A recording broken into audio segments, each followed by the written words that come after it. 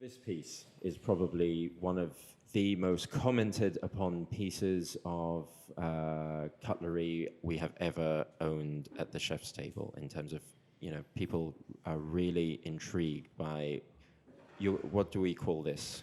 So this is Leaf. It's part of the Studio William portfolio. It's designed by a jewelry designer called Annabelle Chan. And we did a college project at the Royal College of Art, Birmingham, okay. and Edinburgh. And we put together a design competition to design a new tool for desserts. So the aim was to make a challenging tool for delivery of desserts. Yeah. So what I loved about this was the cultural, as well as having the challenges which I will talk about now.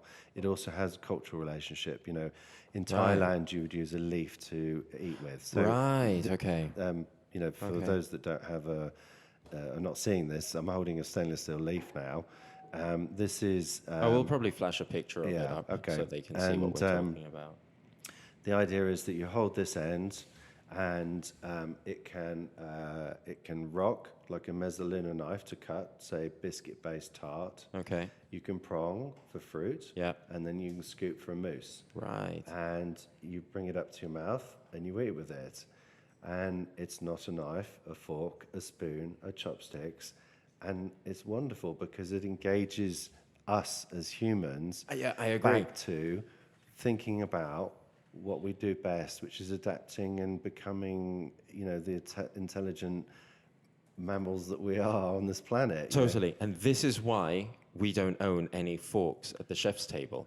And this is why we've got a whole range of your lovely cutlery, but we didn't actually go away with any forks. And the reason that we did that was using the culinary tweezers, using the different kind of shapes of spoons and utensils and the leaf and these kind of elements. The whole kind of thinking for us was, we present these kind of labors of love to 10 courses that we are really, passionate about. We put loads of thought into. You put the dish down in front of the diners. They'll look at it, Instagram it, send it to their friends, and then once they've taken it in, they'll just kind of, devour the dish or eat the dish, even if it's at a kind of leisurely pace, but without really thinking about how they're engaging with it, thinking about how they actually... The moment you remove that fork, all of a sudden it becomes much more mindful. Yes. And people completely change how they interact, how they scoop things, how they prong things, it becomes, and we've had so many people say, because of doing this, they've said, now I kind of get how my kid feels when I'm kind of, constantly going on about them about kind of table manners and using their knife and fork properly and all these things that we, as adults, just completely take for granted, how we interact with food and how we actually kind of, and not just what's on the food, how we feel about it in our mouth, but the actual act of engaging with the food on the plate. And this is where this plays a huge role in that. Your restaurant experience here is all about multisensory. It's Sure. all about engaging people's perceptions, their historical mind path, their database of journey they've done in life. Definitely. Exploring things they don't understand. Yeah.